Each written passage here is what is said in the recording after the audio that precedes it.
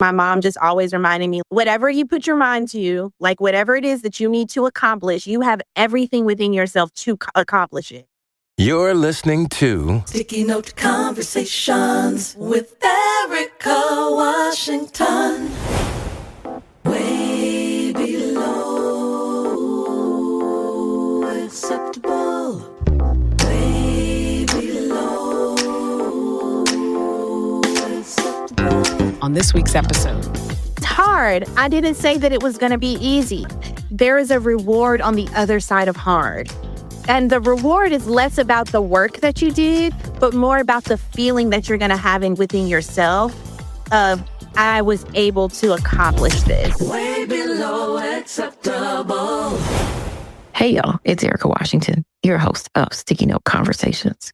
And today's fabulous conversation is with a dear friend and former Make It Work Nevada ambassador. Former, she's still a part of the squad, Vanecia Boone. She's an actress, director, theater educator, and MFA artist committed to building creative spaces for students and communities. She is a person that is just committed to living her best life. And I thought, what a great person to have a conversation with as a young Black mother raising a son in these here United States. What's going on in her world? Let's talk about it. I hope you enjoy this conversation as much as we did.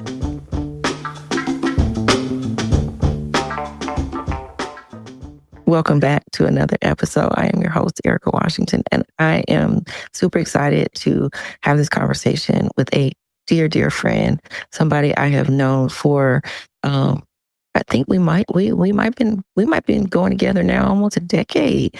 She was a part of the OG ambassador class of Make It Work, where we had brought in folks to tell their stories about things that were going on in their lives as we were trying to advocate for policies that made sense for us as women, whatever that looked like. And she was a part of a group of young folks. They were young folks to me, in wanting to learn more about just advocacy and nonprofit world and all of that. And so we had a various number of conversations, and they just all stuck around in various forms over the years. And yeah, I'm just really excited and want to introduce my good friend, Vanecia Boone. Are you born and raised in Las Vegas? No, I am born and raised in North Carolina, but I lived in Las Vegas for my adult life for like 10, 15 years. Okay. Some reason I always thought you were one of those born and raisers, because there's not a lot of them. But Vanecia Boone, welcome to Sticky Note Conversations. I am really excited to have today's conversation with you. How are you? Yes, Erika, thank you so much for having me and just thinking that I was worthy to have this conversation with you. I really, really appreciate that. I'm doing very well. I'm blessed, thankful, present, bearing witness, all of the things all the time. And so you have, I think, quite a bit of talent. You are a theater director and a college professor and a mother and an herbalist and a car mechanic, apparently, as well, about to change your spark plugs, all of these things.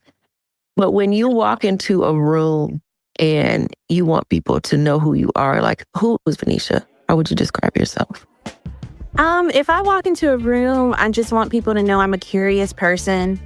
I'm a kind person. I come into every situation as if I don't know. So I'm ready to find out. I'm interested in whatever is happening around me. I want to give love and be available, which is, some people might say some is my downfall, but I'm extremely compassionate, empathetic, and I just care about people and where they are, where their hearts are, where their minds are. And that's important to me. Oh, and I'm a lover of God. I'm big on spirituality, big on just how the Lord has kept me in my life and how grateful I am to be kept. Okay, because it's not been an easy journey. So, that's me. I'm just a very simple, loving person. And you are, and I second all of that. And One of the reasons I wanted to have a conversation with you is because I really do feel like you are the epitome of the modern current woman. When I think about you and your life and what I'm able to see, mostly from afar now, we're in different states and all of that, but trying to, keep up with your comings and goings. And you are a mother now, and you are raising a young Black boy. And you also are coming into your own as a woman and figuring out what's next for you with your life and wanting to not just work to pay bills, but work to fulfill those needs inside of you, your creative needs, and also wanting to give back. But you're also still someone who is engaged in politics and policy enough to understand that there need to be changes made. And you're also a person that I see that understands that you don't have to do things exactly the way other people expect you to, that there's room for the idea that parenting can look this way and not just this way, or healing can look this way and not just this way. Like, you're not stuck in that box, which I think a lot of folks are, because it's like, well, these are the rules and we must follow them if we want to find success. But to be able to do that while being a parent, which I think can be really scary, because sometimes you want to fall back on the traditional just because you're like, okay, I got a kid and I got to make sure they eat and and have a roof over their head and all that. And you're still able to do all that, but you're able to do that while also trying to pursue your own dreams as a human being outside of just being a mother. And so I think that this conversation in particular, wanting to touch on those things, and also you are doing some directing with the Black Theater Festival that's coming up here very soon in North Carolina. So wanted to make sure we talk about that. And my love of theater, we could just talk about theater, honestly. And that would just be a show. I don't know how many other people will be interested, but I'm here because we could just start belting out musicals. And that would be fun to start now that you're a mother, because when I met you, you were not. How do you feel like you have changed as a person, as a woman? What is different about you? Oh my goodness. Everybody tells me I'm so different. And it's hard because it's like, I don't remember what I was like before I was a mom, which is kind of crazy. I know that I was a different person who didn't have a kid, but what was she like? Because I don't know. The minute my son came out, I was just locked in on like, I have this responsibility. I would say I'm more aware, more cautious. So for example, before my son, I would randomly take a hike in the woods by myself and not have a care in the world. Now I will never hike by myself because I've got to come home, so that's a thing. I think maintaining a household is the second thing, because before my son, like, I was very free spirited. I was a couch surfer. I'd quit something at the drop of a dime. Like, if it didn't align with me anymore, I was like, you know what, I'm done. I'm going to go move here and I'm going to sleep on this person's couch for 6 weeks. And, but now I care about his comfort. I care about his safety. I care about his routine. And so maintaining a home is at the top of my priorities, which that was never a thing, which is weird because I'm a Cancer and people are like, they love home, but that was never me. I was always like, oh, I can go wherever, anywhere. I can sleep in the woods. I'll be okay. So I would say that responsibility. And I think I'm just more present, more focused, like very intently focused on just what I have to do in life, and like just making sure that I'm, aware of my words, aware of how I present myself, the way I speak, the way I talk. Those type of things. I just think I was much more loosey-goosey. Now I feel like I run a very tight ship with myself. Like, I don't play. Mm-hmm. What are your biggest concerns with raising a young Black boy? How old is he now? He's 8. He's 8, right. So he's coming into a space of looking less like a baby and more like a young boy. And I always seem to find that when Black children are babies and young, that they're so cute. Look how cute he is or whatever. But it doesn't take long before they're not seen as cute or as children or as human, and wondering, has that something that's already something you're already to starting to feel, and are you having conversations with him, or like what is it right now for raising an 8-year-old Black child? So, I mean, I think the interesting thing about my son is that he's like, I don't know, he's still very cute to people. When they meet him, they just like, oh my God, like, they're gushing over like the way that he talks. He's very proper. He's grown up in the theater his whole life. So he knows how to relate to people in various ways. But I would say he's enunciating. Yeah, he enunciates like, oh, I don't play. I'd be like, articulate. Can you articulate your words, please? What are we talking about?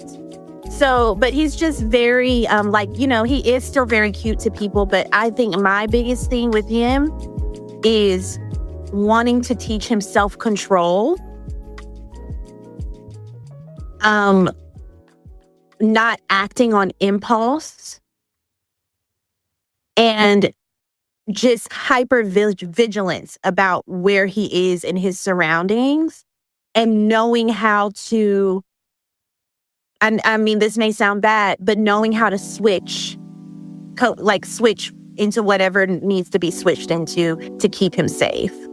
So I think like the hardest thing is like, they're the Black men, or I don't want to go down that road of like his dad, but I think that there can be some things with older Black men that they want to impress onto our young boys that are not true. So like, for example, my son, he has a pink do-rag. It'll be like, don't wear a pink do-rag. So me teaching him like colors are for everybody. Wearing a bonnet is to protect your hair. It doesn't mean you're a boy or a girl. Is your hair protected? Like just trying to keep his mind on the right thing versus whatever BS that other people are trying to spew at him has been my biggest thing of people trying to express this hypermasculinity. Mm-hmm. Let him be a boy. Let him be a boy. Let him wear what he wants to wear. Let him if the bonnet is more comfortable than the do-rag, he's gonna wear the bonnet. Like, just let him be. I think our Black boys don't have an opportunity to just be. It's always, why are you crying? Stand up, be a man. We're not doing that here. Not in this house. And I think that's so important. It's a conversation that I've had with Black men just randomly over the past few months. I really think about The Wiz. I can bring everything to a musical. But I think about The Wiz, and I think about the Tin Man and the song If I Could Feel. And when I saw it again on Broadway, I guess that was 2 years ago now. It's been like 2 years when it was on Broadway, and listening to it, and then listening to the original version by Nipsey Russell, it really struck me as like, this is a song about Black men being able to feel. It's like not having a heart, but not having the space and room to showcase all of his feelings, whether they're happiness or sadness or what have you. Because in any situation, you can't be too much. Because if you're too happy and you're too loud, that could be seen as a problem, or if you're loud and angry, then that's seen as a threat, and if you cry, you're soft. And it's like, but we all have tear ducts, and crying is something that naturally happens whether we want it to or not. And so if it's something that's a natural occurrence like breathing, why is it a problem, right? And so being stuck in that way and stuck in this box, in this tin can, basically, that doesn't allow you to have feelings, stifles your growth. And yeah, that cultivation, of that freedom that you talk about, that you want for him, but being able to have that while also simultaneously you're going to have to you know, tell him to like code switch and to protect himself. And yeah, I don't even know how we do that. How do we do that right? Yeah, I feel like it's a duality with him right now. And like, especially like one of my mentors and a friend who helps me with him all the time. She's like, Venetia, he's 8. Let him play. Let him have fun. Like, let him be a kid. Our Black boys, our Black men, I think a big part of the toxic masculinity that we have in the world was that they just did not get to be children. They had to grow up so fast, be the man of the house. So I think that there's a duality, meaning like you have to let him play, but then at the same time, it's like, sir, you're going to come take out this trash, or you're going to clean up your room before you get on that game. And I think it's the same thing that we just do with women, how how we give them responsibility. We make sure that they're taking care of their responsibility, but then we also give them the freedom to enjoy themselves and enjoy their lives and to feel whatever they want to feel. I'm still learning the balance, honestly, because I don't want him to be that spoiled mama's boy.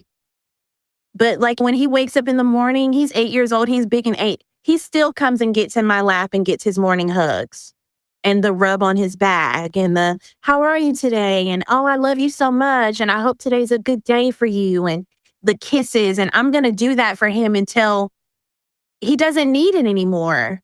I'm not going to say, oh, you're 8, you're 9. You can't come get in mommy's lap when you first wake up in the morning, but I don't want him to be like that. He can't leave his mom. I want him eventually to be able to go out into the world, but I just haven't gotten to that point yet. So that's why I do try to make sure he goes and spends time in the summer with his dad to get some of that more masculine energy. But I don't know. That's my honest answer. I'm still figuring that out. And I think we're forever figuring it out. My children, I call them the tax-paying voters at this point. Like they're not children anymore at all. They have their own apartments and leases and all of that, like all of them, they are out in the world being grown-ups. But the love doesn't stop and the nurturing doesn't stop. And I don't want it to ever stop, honestly. If they were here, any of them could come climb into my bed if they want to and cuddle up. I would probably actually really like that. If not that they listen to my podcast, but if they did, they know that they can do that, right? You're listening to Sticky Note Conversations with Erika Washington. Another thing that I'm noticing, I've been doing a lot of TikTok watching lately, and there are people who really do believe that once kids turn 18 or what have you, or they get to a certain age, like the parenting stops or the nurturing stops. And it's like, well, you grown now. And it's like, according to whom? Because their brains aren't done developing. And there's this level of, I think, protection that I think specifically for Black people that we have put on ourselves and our children around, well, the world is tough and the world doesn't care about you and life is really hard. All true statements. And so I need to make sure that you're calloused already a little bit so you can handle it. But it's like, where's your safe space? And home is supposed to be a safe space. My home is supposed to always, no matter what age they are or whatever's going on, you can come back here. You can stay, you can recalibrate. And I didn't have that. I didn't have that at all. So there was no soft landing if things didn't go right. I just had to like pivot and do something else. And I'm sure that added to my character and success or whatever, but it also makes it a lot of things harder for me, I think. And there are things that I think even with my own children and conversations I've had, like with my youngest, about how I react to things sometimes that isn't what they need, isn't what she needs. Even as you are this age, because the parenting doesn't stop. So I'm still not knowing. Like I learned how to parent a 7, 8, 9-year-old. I did that 3 times, but 20 somethings. My first time, I don't know what I'm doing. I'm going to consistently not know what I'm doing. And so, same as you. And so, grace is helpful. Please, yes. but also like But kids don't know us as human beings. We're their parents. We're not entities out here that have had past lives and all that doesn't come into play. So yeah, parenting doesn't stop. Yeah, I agree. I mean, for me, I lost my mom at 19. So I figured out my whole 20s, 30, everything by myself. Even now, like as a 38-year-old mom, I'm like, I want please tell me what to do. Tell me what to do. And so I'm looking forward, and I pray that God gives me, long life and gives my son long life, that I can get to that point and learn how to parent when he's older, and do that for not just myself, but for my mom and for what she didn't get to do and for what I didn't get to have. So I think we are breaking those curses when we make it to that point. So I know you're doing great. I know you are. So thanks. I know. I'm going to go make myself a certificate of achievement. So look, I started buying stuff for myself whenever they got everything, any type of those accomplishments. They graduate from college. I got myself something. I was like, congratulations, girl. So I'm like, all right. I'm like, y'all can read because of me. So this is our success here. And do you know how hard it is to teach somebody to read? Like, that's not easy. That is difficult. But let's talk a little bit about theater. So in thinking about how did you get involved in theater? Where did that love of the stage come from? Yeah, I've been doing it my entire life. There was never a time that I wasn't in the theater. My mom put me in my first play when I was 3. And I was addicted ever since. And I did theater all through elementary school, all through high school. When I went to college, I was going to be an education major because I do love teaching. That's one of my passions. And my mom was like, no, you're going to go be a theater major, because what do you mean you're going to do something else? You've never done anything else. I was like, you're right. And she's like, and then you can teach theater. So go get your theater degree and then you'll teach theater. So I've never not done it. It's the straight and skinny. And that's amazing too. Kudos to your mom that she saw where your actual love was. And it sounded like you were even veering towards the safer route, because theater's not a safe route for anybody, like it's either just becomes a hobby, or for it, very few people who are able to do it and make any sort of living out of it. Yeah, I definitely thought it was safer. I didn't want to mess up and not make it and be a starving artist. I heard that phrase my entire life, the starving artist. And I am so grateful for my mom, because she was ahead of her time. She was kind of like a trailblazer, a pioneer. She didn't believe in any of that kind of stuff. She was like, if you do what you love, you're going to be abundant and successful. That's the only way to get there. If you try to go off on this other path and do something else, you're not going to be who you want to be. And so she pushed me and made me stay the course. And so then I was able to, get my BFA. Then I got a full ride to UNLV. So that's how I ended up in Las Vegas. And so I got my MFA from the Nevada Conservatory Theater at the University of Nevada, Las Vegas. And yeah, I've just never done anything else. I love it with everything in me. It saves me. I don't even know. Theater is everything to me. I'm so grateful. I get to go to work and I get to act and I get to teach acting. And a part of that is also talking about the human experience every day and connecting with people in regard to the human experience and things that have happened. And then also I believe theater is a mirror that reflects society back to itself. So it's a medium that gives me the opportunity to talk about things that I wouldn't get to talk about otherwise. I tell some people all the time, if you walk past my classroom and you hear me talking about a working girl, a prostitute, I'm not going to get in trouble because I'm talking about it in the context of a play, in the context of a character and their relationship and the things that they had to do to survive. And then also getting my students to now have compassion for this type of woman or this type of person that they may have thought, ew, that's gross, ew, that's nasty. They now understand her life and her given circumstances. And so, it's so complex and it's the greatest thing in the world. So, and I know you agree. I do wholeheartedly, because you said a working girl and it made me think about the play The Life And it's a part of it's on my playlist. So I have a playlist that is probably about 4 days long worth of music. But it's all musicals and show tunes or whatever. And I think I got a few like TV theme songs thrown in there as well. But it's great music to work to. It's great music to write to. And every now and again, a song will pop up and then I'm just all into it. But I can think while I'm listening to that as opposed to some other music. But you're right. There's so many worlds that open up. I think especially for young folks too. I didn't grow up with any theater around me in that sort of way. Nobody was interested in that sort of thing.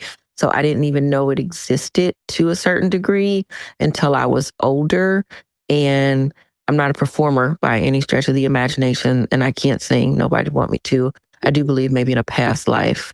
My friend Derek says in a past life I was probably a gay man who was in theater, and I'm like, that's probably true. That's probably exactly who I was.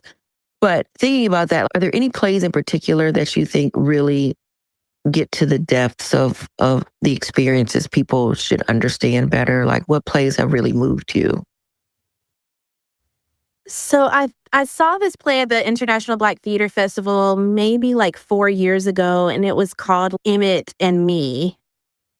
And it was about Emmett Till, and it was like a story about Emmett Till, and his like best friend was like a white girl, and she was like having this dream about him. That play changed my life. When I tell you I left I was crying for like maybe 2 hours after I left the theater, because it was like, it brought up race, it brought up identity, it brought up childhood. I got to see like what Emmett Till's childhood may have been like, and the playfulness of him, and his mother and father. So that was one that I really loved. And then I saw this play 2 years ago at the International Black Theater Festival that was based on Betsy Coleman. I do say there's a play called Anne Emmett. Two Wings to Heaven, the Betsy Coleman story. Two Wings to Heaven. Okay. Baby, when I tell you that play, oh my God, one of my favorite plays I've ever seen. One woman show changed my life. I mean, I knew who Betsy Coleman was, but I didn't know her story. I didn't know her bravery. I didn't know everything that she did, how she had a coffee shop, and I think she like did nails at some point and worked in this Chinese restaurant. It was a story of bravery. It changed my life. I was obsessed with Betsy Coleman after that. So I think those are two things that come off the top of my head that I've recently seen that have really changed me. Of course, like August Wilson has always given us perspective into, our stories as Black women. Dominique Moruso, recent newer playwright. He's from Detroit. So as I'm wearing my Detroit t-shirt today, yeah, I'm a big fan of hers. So she has a play called Confederate that I thought was really, really moving. And it was, I want to say it was I don't think it was a one-woman show. I think there might have been it was a very, very small cast. But it was basically juxtaposition of like a modern day Black woman and a Black woman who lived during the time of enslavement. And it was showing the comparisons of their life, of them having to navigate around people with authority, and not come off as threatening, but also at the same time try to survive and change, whatever was going on in their life. And it was so interesting, and it was very moving. And I recommend it to all folks who you definitely want to read get an opportunity to see that. Yeah, I think it was that one, but I will read it. I don't even think I've read that one, but I will put that on my list, a place to read this year. You're listening to Sticky Note Conversations with Erika Washington. Today, we're speaking with Vanecia Boone. So tell me about the upcoming festival. It's in North Carolina, correct? Yeah, so the International Black Theater Festival is in Winston-Salem, North Carolina. It happens every other year. They call it Homecoming, a major theater festival, hundreds of shows, performances, late night poetry slams, concerts, music. I mean, it is just a celebration of Black theater, and it is amazing. I can't wait. We are going to have a time. I think Felicia Rashad is going to be performing in a production at the festival this year, and there's like a whole celebrity lineup. I don't necessarily know all of their names right now. I'm not a big celebrity girl, but it's amazing. And I am going to be performing in a show called Purlie Victorious, written by Ozzie Davis. I don't know if you saw that on Broadway. I did not see it on Broadway, but I have seen it. There's a movie from like the 1960s, maybe, of Purlie Victoria, and I've seen that. Yeah, so I'm playing Missy Judson, Purlie's sister-in-law, in the festival. Really excited about it. I actually was nominated for an award, an ACE Award here in North Carolina for my performance as Best Supporting Actress. I didn't win. That's okay. But it was an honor to just even be nominated for the role. Love it. Obsessed with the play. It's been one of my favorite roles. I get to, dig into, and it's just such a rich production. So excited about that. That runs the whole week of the International Black Theater Festival, which will start on July 27th is our opening ceremony. So really looking forward to it. Okay. And so tell me, how long and how much time do you put into a performance? So if this is running for the week, the end of July, when did you start? When did you get the role? And how often are you having to rehearse in order to be ready for showtime? So what we're doing is a remount. So we did the production for 3 weeks in October of 2025. So what we're doing now is just a remount, and we only have 8 days of rehearsal. But when we put the original production up, we rehearsed for about 4 weeks, and we had about 6-hour days, and then we had 8-hour techs. So we'll rehearse for the first 3 weeks. We come into the evening, 4 to 11 or 4 to 10. Then tech week starts, and then we're in there for 8 hours. We're doing lights, we're doing sounds, costumes, makeup, all of those things. And then the show goes up. So, but this time, because it's a remount, we kind of already had to come in with our stuff that we did the first time memorized, our lines already memorized, our blocking back into our bodies. And then we get 8 days to remount it together. So we started rehearsal 2 days ago. We're there every night from 5 to 10. And then we'll go into tech this Saturday, and we go up on Monday or Tuesday. That's a lot. 5 hours a day is a lot. And so as a single mother, what does that look like for you and how your day runs? Now, also, I'll caveat by saying it is summertime and you are a college professor. So I'm assuming there's no classes that you're teaching right now. So this is the main focus, but that's still from 5 to 10. How do you balance that? What does that look like?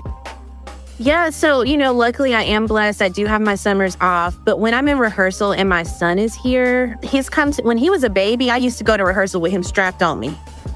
So I would wear my little, whatever Your little baby was wearing.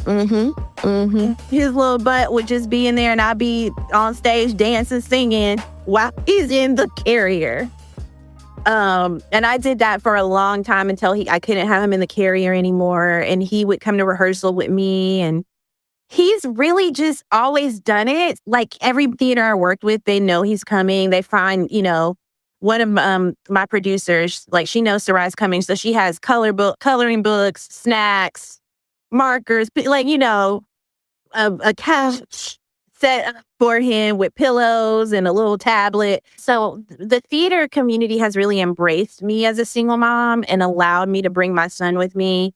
Some days it's really hard because if I have to go get him from school, or he has his own extracurricular activities, he has soccer, then we're going from soccer straight to my rehearsal. And then at what point in there have I cooked dinner? Oh, I haven't. So now we're eating Taco Bell. I would say that's the biggest struggle is like managing, wanting him, like not wanting my dream to snuff out his ability to be involved and have his own life and his own extracurricular activities. So especially when the school year's in and I'm teaching and he's in school and he has taekwondo or soccer or basketball practice and I have rehearsal, like we have long days. So I ended up actually having to pull him out of school because it was like, to me, unhealthy for him to be in rehearsal with me until midnight. Then he's got to wake up at 6 a.m. and go to school all day. And he wasn't getting sleep. And I felt terrible because I'm like, well, I don't want to not be an actor. And so I just pulled him out of school and started homeschooling him and doing school online. And that really helped because then he could sleep in late, then go sit in my office and be on school. And so that has helped a little bit. Yeah. Was that scary to make that decision? And do you feel supported by others when you said, I'm going to pull him out of a traditional brick and mortar and put him online and supplement with homeschool as well? What was worse was the way I got looked at and treated when I brought him into school late every day, because I'm sorry, I wasn't going to wake my child up who didn't go to bed until 12 o'clock last night. He's going to be late. That was worse because it was like, oh, she brings her son to school late every day. Like, what is she doing? Not really understanding, like, I'm trying to protect his health and still have him here. So that was worse. Once I took him out of school, it was like a relief because I didn't feel judged. My sister, she has her own business, so she helps me a lot. So she sits on Zoom with him, helps him with his work while I'm teaching my class. So I kind of had like I had a lot of support. My sister, his dad would Zoom in and his dad would do math with him. So yeah, I think the worst part was like the fact that of me, and I could go on and on about the school system and how I don't think it's only set up for one type of parent. The school system is not set up for the variety of type of parents with different lifestyles and work cultures and work styles. And it makes it really hard. And you get judged really bad. I know them people were talking mess about me every day because Sarai would not get there until 8:30 and I did not care. He needed to sleep.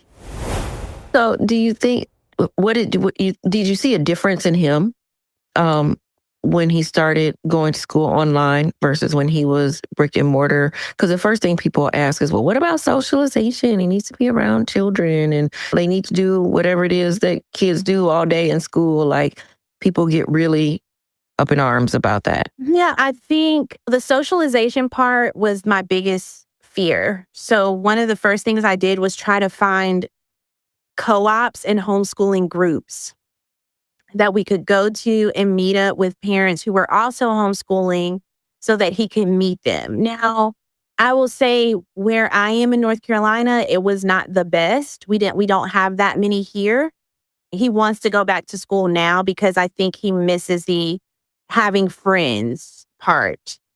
But he also was like in soccer, in basketball, in taekwondo. So 5 days out of the week, he's going to his practices and he's socializing with kids at his practices.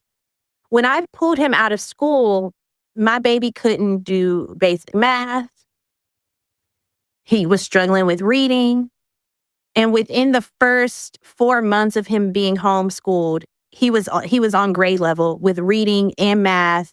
He's now reading full books, doing 3-digit math, graphs, and multiplication. So it was the pros and the cons of like, he's learning better because he's getting more attention.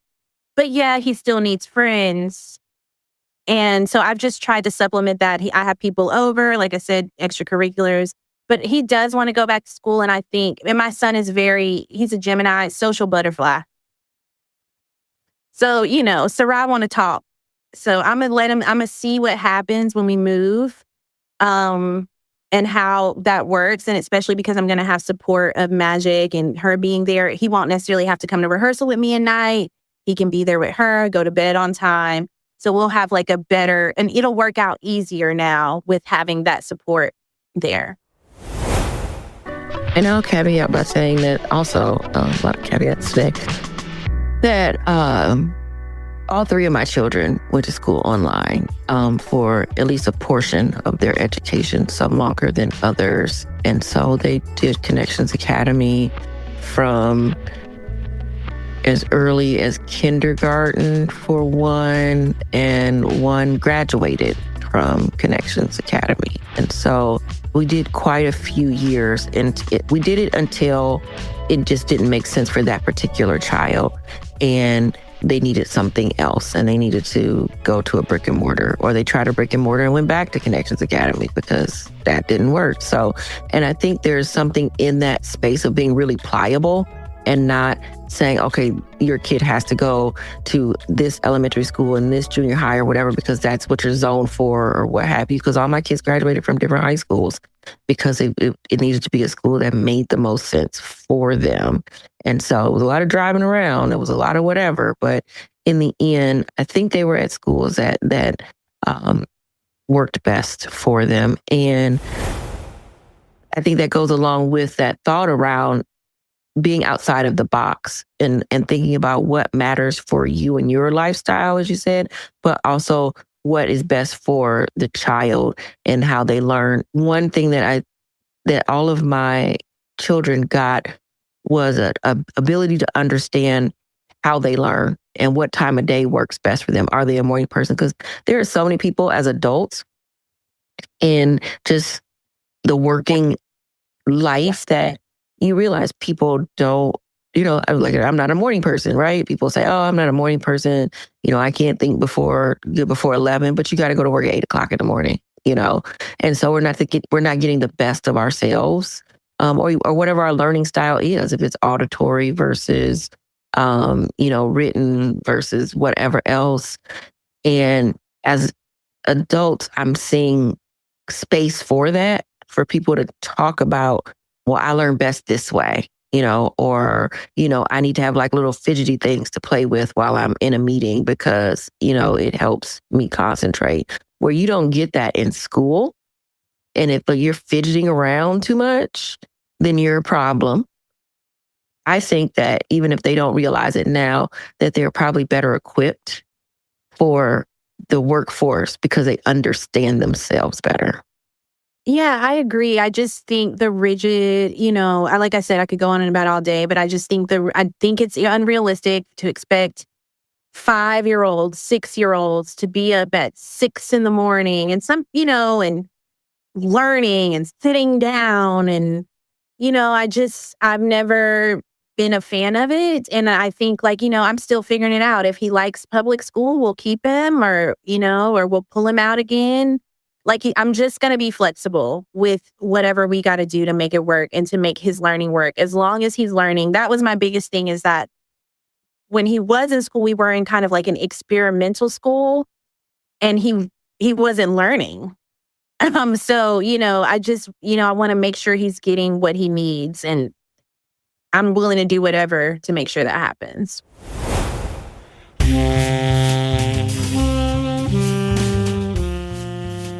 This is Vanecia Boone, and you are listening to Sticky Note Conversations with Erika Washington.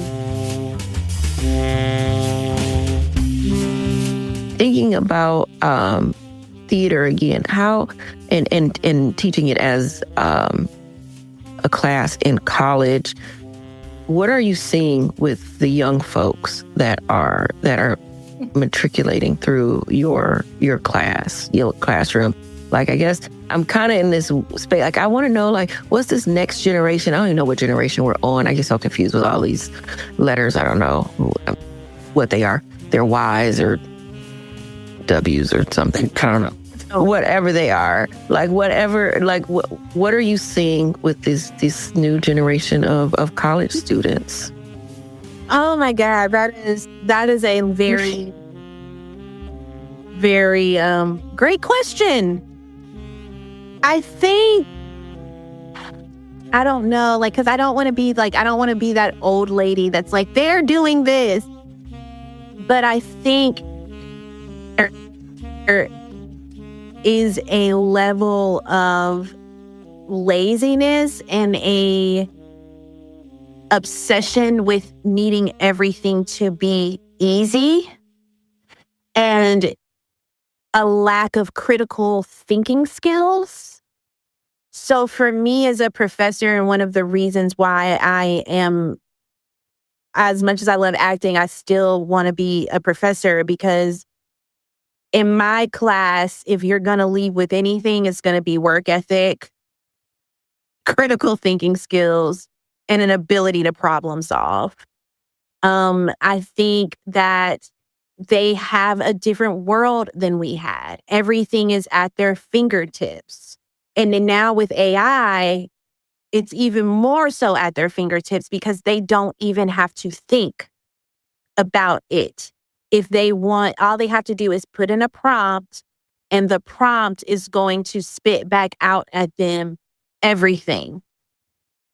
And so I would say that is like the biggest challenge for this next generation. And it's a concern. And I don't necessarily think that like it's a bad thing. I think it's about learning how to use tools, like you having the idea, you being the source, and then using the tools to enhance your ideas, but not letting all of your ideas and all of your thoughts come from these tools. And that is the biggest struggle that we are dealing with in academia now. For me, I don't believe academia should be pushing people towards the workforce, but more instead like teaching them, like, I believe like when Stanislavski or the acting teachers back in the day, like they were immersed in the craft together and learning something from each other and having experiences, and they were journaling and thinking through things together. And so that's how I structure my classroom. I think that can be hard for a lot of students. Like, for example, I just did a teaching demonstration, and it was on the jelly culture or the griot culture in West Africa. And I had a simple assignment where I asked the students, think about something in your life that you want to tell a story about. Come up with a repeatable phrase and come up with the instrument that you would use in your storytelling. And one of the students was like, I'm sorry, this is just so hard. I can't think of anything for myself. I mean, I don't really have any story, or I don't really know any music, or I don't really have a phrase. And it was like as simple as, no, you can think of a phrase. Right. Even if the phrase is just, hi, how you doing? But do you see like that mental blockage of just like not thinking that I can come up with something? It was just insane to me. So I just asked her, I said, I'm going to challenge you. Like, you're going to have to meet this assignment. Like I'm going to give you the space that maybe it's too much for you to do right now, but I'm going to challenge you to go home, to think, to write, and to meet this assignment. So I mean, Erika, I don't know. Wondering, are you having to try to come up with assignments that AI can't be used? Right? Because that sounds like one, right? It sounds like, I need to come up with a repeatable phrase and then an instrument that I would like it. Because the first thing that came to my mind was like, let my people go, right? So like if I said, let my people go, and then you have like a trumpet that goes off every few minutes, and then you're saying that, and then you're telling the story or whatever, like I go that direction. But, and that doesn't to me sound like something that you could feed AI and it'd come back with something that would be acceptable for class. So like, is that a part of the challenge too? So for me, I don't even do papers anymore. We're not even writing papers anymore. Everything that we're doing is you're coming in and you're orally presenting. You're writing with your hand. I need you to think. That's the biggest thing, is like, I just want you to think, and I don't want you to be like, yes, this is hard. And that's okay. That's the main thing right there. It's like, it's hard. I didn't say that it was going to be easy. There is a reward on the other side of hard.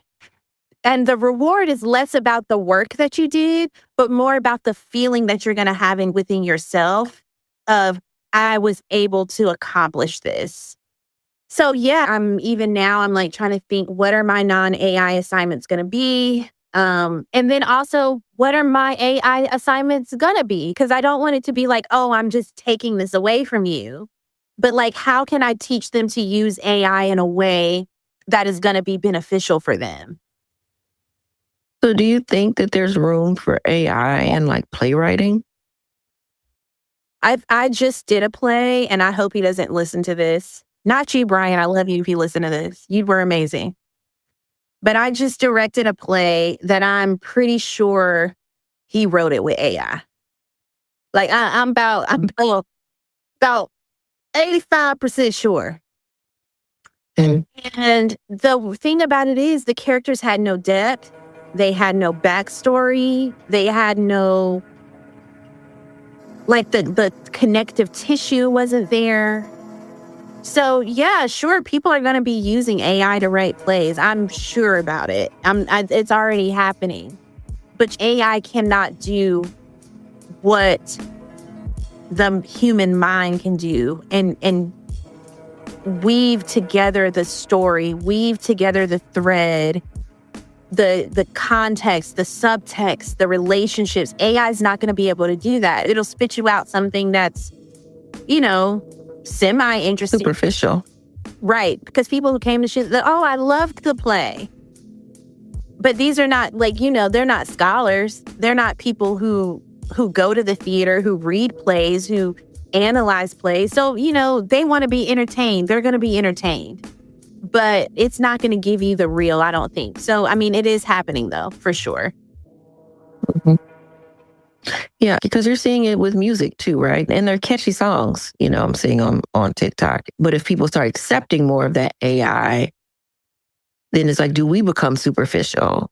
And do we forget about the actual depth of our lives and how we're interconnected? I think so. And I think what excites me about AI is I think AI is going to make people come back to the theater, because I think people are eventually going to crave authenticity and realness and things that they can see live and know, oh, that's real. Like, she's a real person. These are real words. So I think AI is going to push theater back to the forefront of the world. And I also think that eventually people will become more superficial, meaning that it's computerized. It's what makes music, what makes writing, what makes art original is like it has a soul. It has breath. It has body. That's what makes it real. So if you're craving the real, you will be drawn to that. If you consume the fake, you will become that. So I personally am not interested. If I hear an AI song, the thing is, like, it's just hard to tell. But if I find out that something is superficial, or like even with the writing, like the writing of that play, like there were things that just were jumping off the page to me that's like, this is AI speak.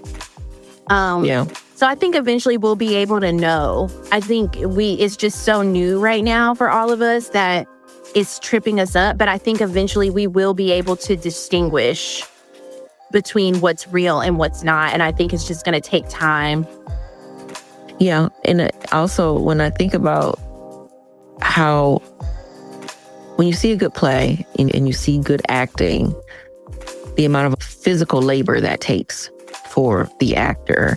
And I recently saw Proof on Broadway with Don Cheadle and Ao. Oh, what is her last name? Nebre from The Bear. Ao from The Bear. That's what we call her. And so she is the lead and is in all of the play. And it's a lot of emotional labor because she is also someone who struggles with anxiety and And then her father has died, and she's also like this genius, and like there's a lot going on. And she's playing this part of being like really sort of high strung and overthinking. And you can tell when the play was done and they were doing their final bow, like she was still in it in a way that like she wasn't smiling or anything, like, thankful for everybody to come. But I could tell even as she was walking off the stage, she was mentally and physically drained. And like there was nothing left. And she was just like, it's just time to get off. Like, you just got to get off the stage. And then to have to do that night after night, and then sometimes twice for a matinee show and then an evening show, I can't even imagine, because you got to turn it off. But I think about that in the space of this work. Like, it's hard to turn it off. I think that's where actor training comes in. And that's actually one of my biggest things, is teaching my students technique on how to put on the mask and take off the mask. That's a training thing. It's a technique thing. It doesn't mean that you're not going to be tired, but you have to develop technique of understanding what are my things? What are my things that get me out of the play? Is it clapping 3 times and saying my name out loud? Is it going for a jog on the treadmill? Is it, what are my things that take me out? Are things that we just eventually have to learn as actors, because it is exhausting. And especially in a Broadway sense, like that's 8 shows a week. And I hope that, she, and I'm sure she does, she's a professional, she has something that helps her take it off. And it doesn't happen that quickly. It doesn't happen from the last scene to curtain call, And I feel like that technique could be transferable into just our lives. I go back to you talking about the code switching, that you're also making sure your son understands and being in certain situations and they talk about something called weathering. There's a whole conversation around specifically Black women and weathering, and how it puts our health at risk and wears us down. Just the amount of racism and microaggressions that we deal with on a regular basis, and how it's so much that we're doing it in this automatic way of pushing through it, but it is actively eating away at our mental health and our physical health.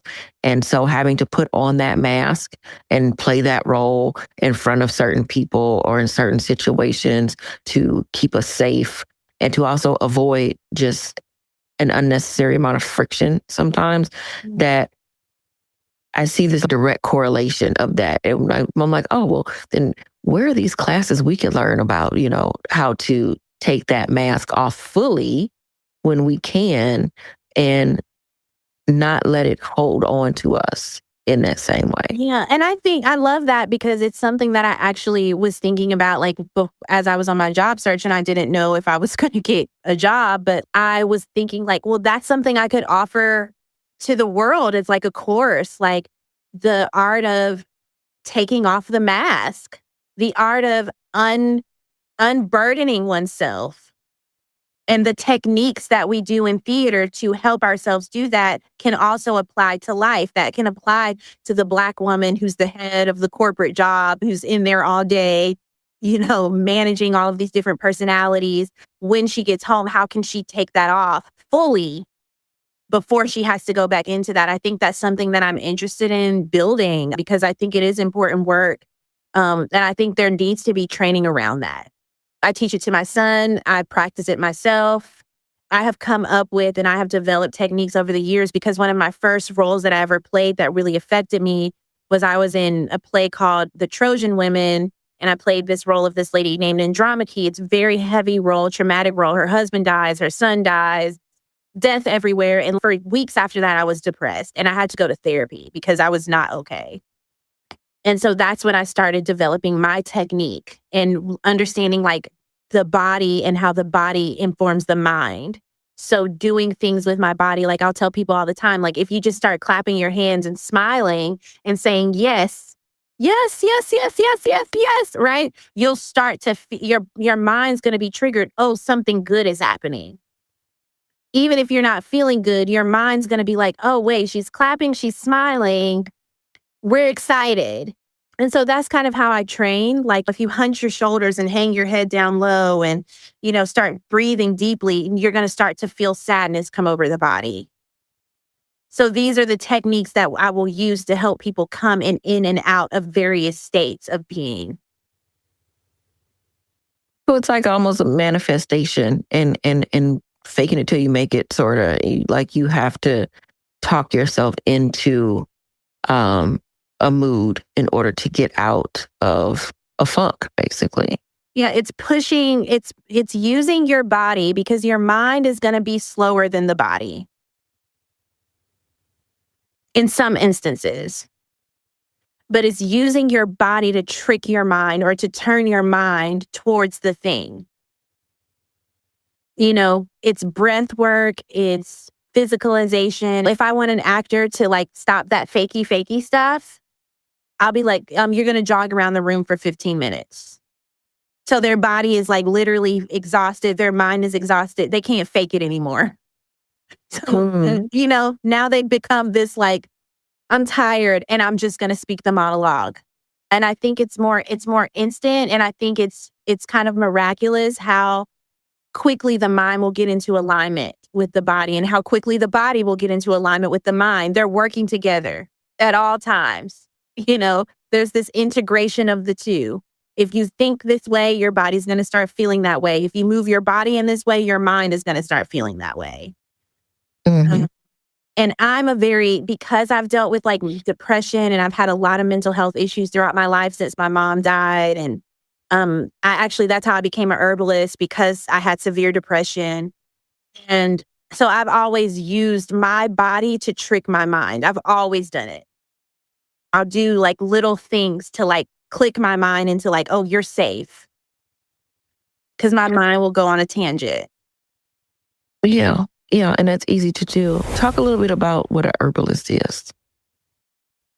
Oh, I mean, what is an herbalist but a researcher of plants and plant life and sickness and health?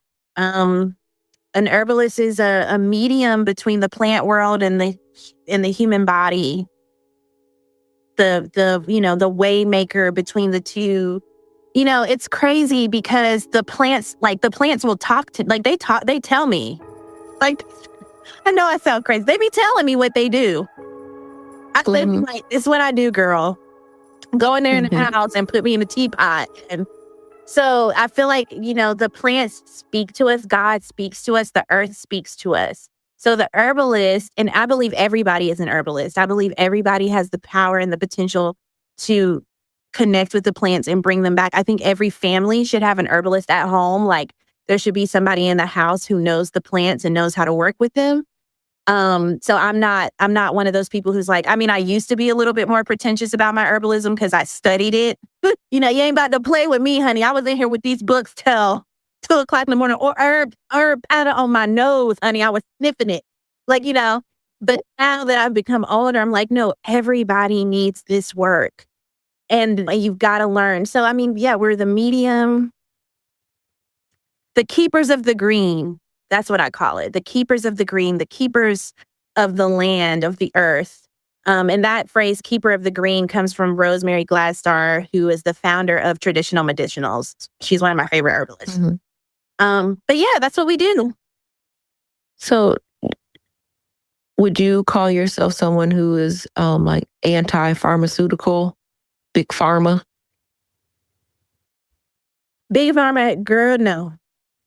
Now, I am not anti-pharmaceutical, but I am like, find a healthy balance. Mm-hmm. Because when I was pregnant, I had hyperemesis. I don't know what's that? So it's where you vomit nonstop. It's not like, so it's not morning sickness that happened like at the very beginning of the pregnancy. This is something you just continue. For the entire 9 months, every 5 minutes, you can't eat anything. You can't drink anything. It's terrible, Erika. I thought I was going to die. Okay. And if it wasn't for pharmaceutical medicine that was able to like stop the vomiting enough for me to drink some water, Like, having to go and like sit there and get an IV because I was so dehydrated. And even I will say, like, with abortion, that's a pharmaceutical drug. I am very pro-abortion. So I'm not going to ever tell nobody not to take that pill. You understand? Go on, take it. Matter of fact, I got a few in my drawer for you right now. Come on, emergency contraception. Have it available. I'm 100%, but I also am not like, I don't think the first answer is a pill. So it's just, it becomes a knowledge and a wisdom to where you have to learn how to work with the plants and you learn how to work with certain pharmaceutical drugs to help your body get to the place it needs to get to. That makes sense because there's balance, right? I've always believed that everything that we need is available to us as far as when it comes to cures of things. That we were giving, everything was available on this earth for us and probably in plant form. But also modern medicine is helpful. So there is that balance.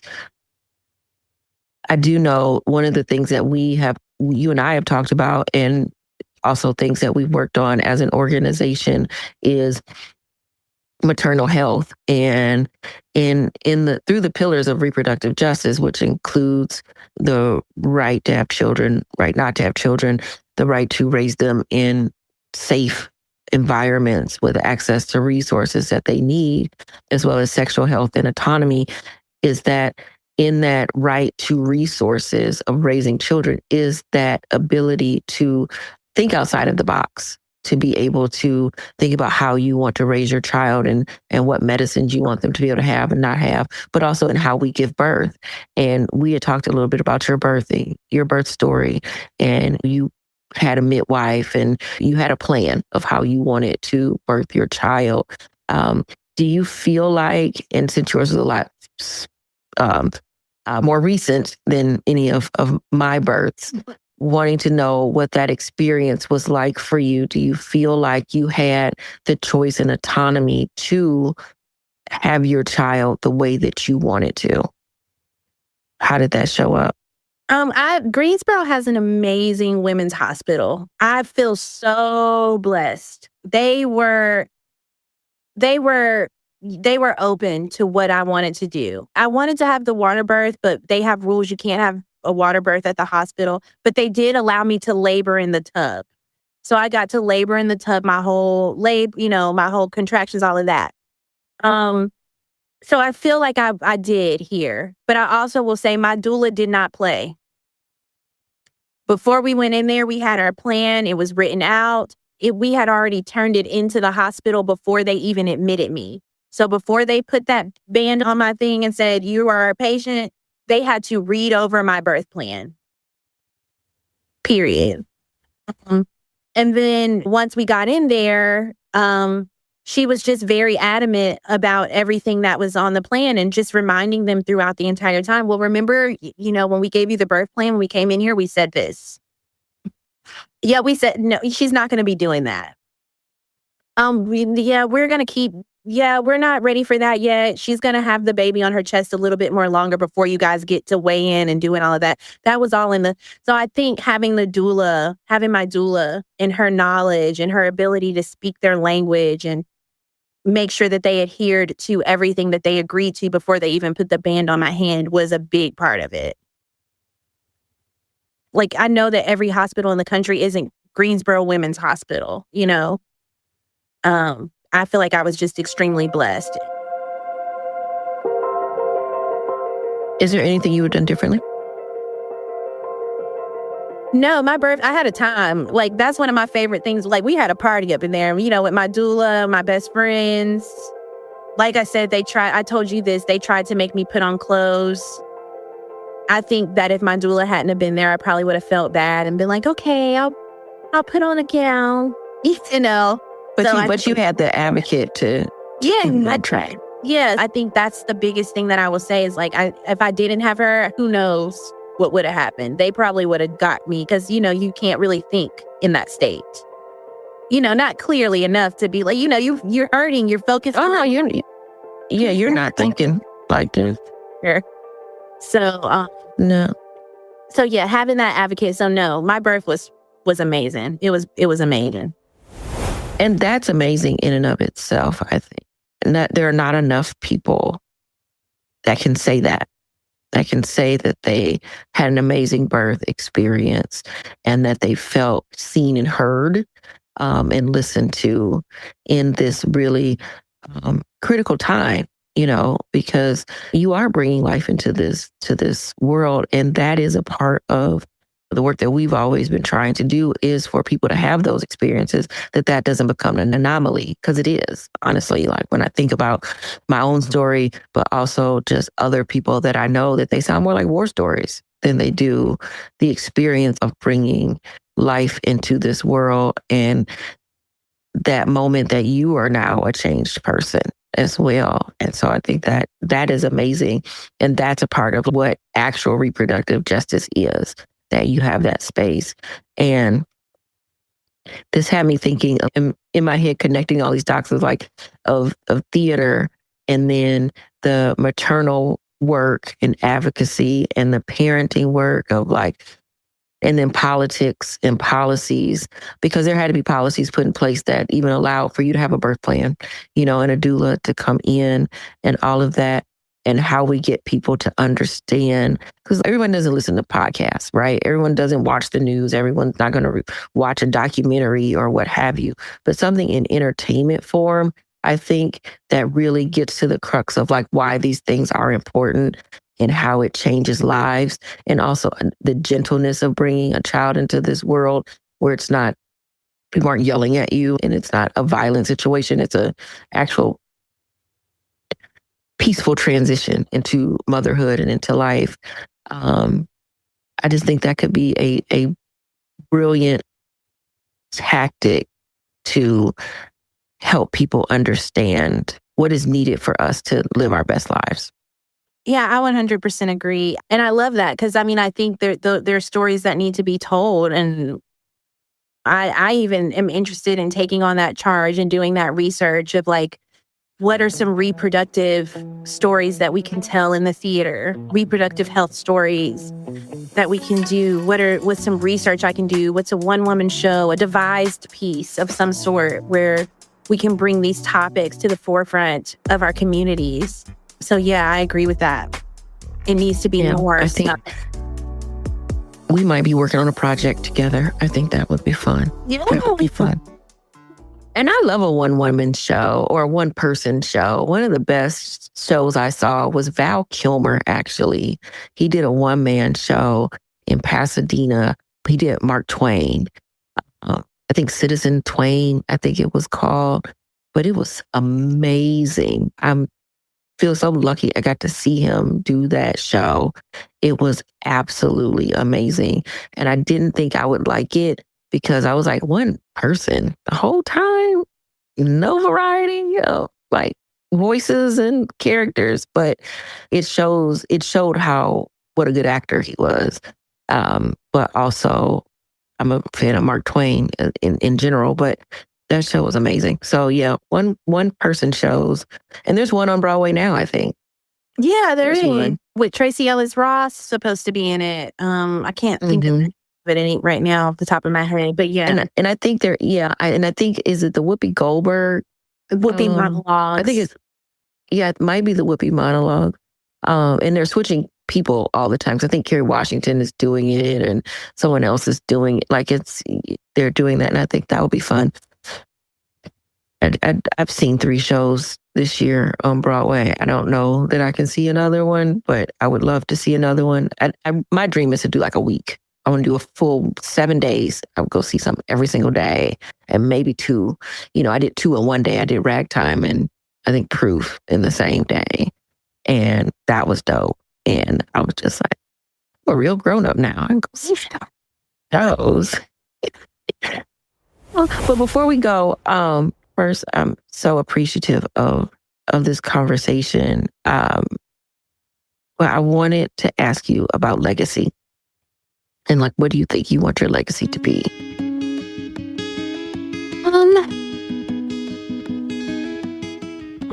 I don't know. That's I think I want my legacy to be my love and kindness. I don't know. I'm very particular about that. I care a lot about making people feel seen and heard. Like that I listened to people, that I was like available and present. And then also I think, of course, having like land that we grow food and we eat and everybody's safety was important to me. And of course, like being an amazing artist and actress, I want people to remember like, oh, she did this and she did that and she was in this show. And I would love to be that actor that people, theater-wise, that people were like, oh yeah, she's one of the greatest actors in the world. She was a great professor, those type of things. I don't know. It's hard for me to say. I just think as right now, I'm like just trying to love myself more, be like really believe in myself and like not keep downplaying myself and like I care about being humble, but also being like, no, you're doing it. Like you did it. Like you deserve this and you deserve this job and you deserve to book this show. And so I think that's where I'm working on for me now. So I think it's hard for me to say like, what do I want my legacy to be? Because I've got to be okay with who I am and be okay with being great and not feeling like I need to shrink that for any reason. But kindness and love and is most important to me. Was I loving? Was I kind? And when I speak about kindness, I'm not talking about being nice because, but like, was I genuine and kind and loving? If that's what people remember about me, then I've been great. And so as a 38-year-old single Black woman, what is your version of the American dream?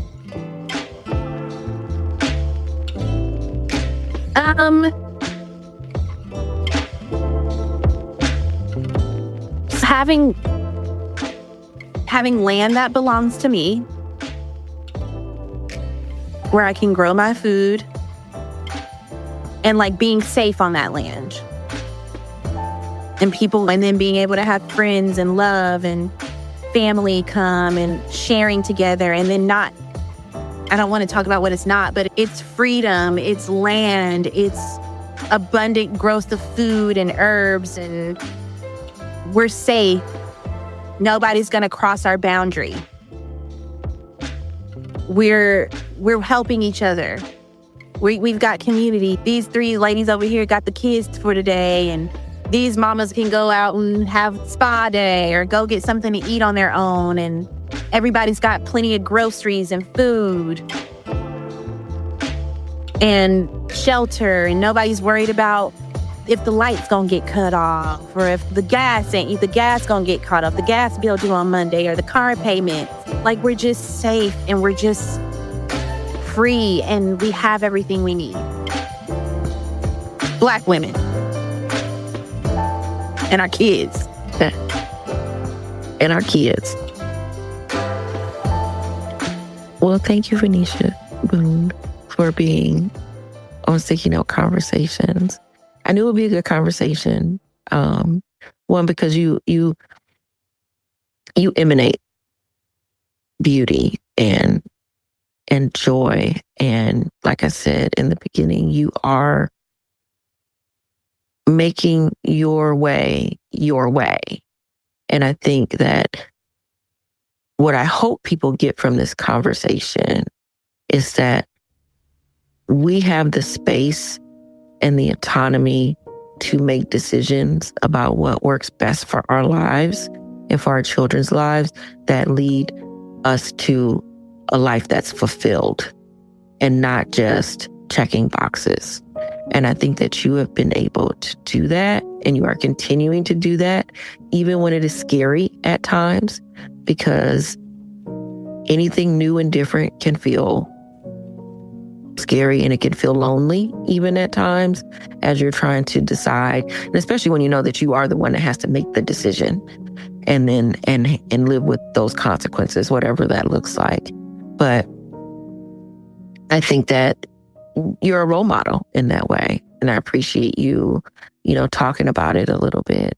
I do want to make sure before we go that you give the dates again for Purlie Victorious and how people would be able to find you there at the International Black Theater Festival in Winston-Salem, North Carolina. So we open Purlie on July 28th. That's a Tuesday. We have a show at 2 p.m. and we run all the way until August 1st, and we close that night at 8 p.m. And we have 2 shows on the 30th and 2 shows on August 1st. So, so they could go to the website. Is there the International It's Black Theater Festival? ncblackrep.org. ncblackrep.org. And you can find all of the show information there, all of the information about the International Black Theater Festival. And like I said, Erika, if you have time and you want to come, I got a comp for you. So you let me. Oh, thank you. I'm trying to figure it out. I am trying to figure it out. This is the first month I've had very little travel. So I've also enjoyed being at home. And I'm in this process of trying to recreate my bedroom. So I'm trying to get that done. But at the same time, I'm also really excited, especially now that you told me it's only every other year. I was like, well, shoot. Now I need to get there and see that. So I am going to actively try to do that, even if I'm only there for maybe 2 days of the festival. But either way, I appreciate you. I appreciate your time. I appreciate your voice. I appreciate your passion for the theater and such. So yeah. And Vanecia, every time I say Vanecia, I'm like, that's a whole other story though. Still Zuli, but Vanecia too, because I changed my name, short story, changed my name after my mom died. Didn't want to be Vanecia anymore. Okay. That's how I became Zuli, and I was Zuli for a long time. And then I was like, like my mom, no, she's not here, but she raised me and I'm her. So it was really hard to be her for a long time. So I'm just reclaiming her, and so, but I'm still Zuli forever. But, I'm just trying to reclaim that identity that I was, burying under grief. So, yeah. That's a whole thing. That's a whole thing. That's probably a whole nother conversation. But yeah, just backstory. When I met her as Zuli, and that was her name. And I think that's also very Black to have other names, and then you find out that's not even close to being what their government name is. And you're like, who is that? So it's what it is. But I think as Zuli or as Vanecia, by any name, you are still honoring your mother and what she knew you needed and wanted, and you're doing that thing. So it's a beautiful thing. It's a beautiful thing. Thank you for having me. It's been a great conversation. I just listening to you, your wisdom, your care, your intentionality, your love, just everything about you. I'm so grateful to be your friend and to know you. And thank you. Thank you. Well, y'all, this has been another episode of Sticky Note Conversations. I hope you enjoyed this conversation as much as we did. And we'll see you next week. Thanks for listening to Sticky Note Conversations with Erika Washington. Hosted and executively produced by Erika Washington. With editing by Black Gypsy LLC. Special thanks to KUNV 91.5 in Las Vegas. This show is powered by Make It Work Nevada,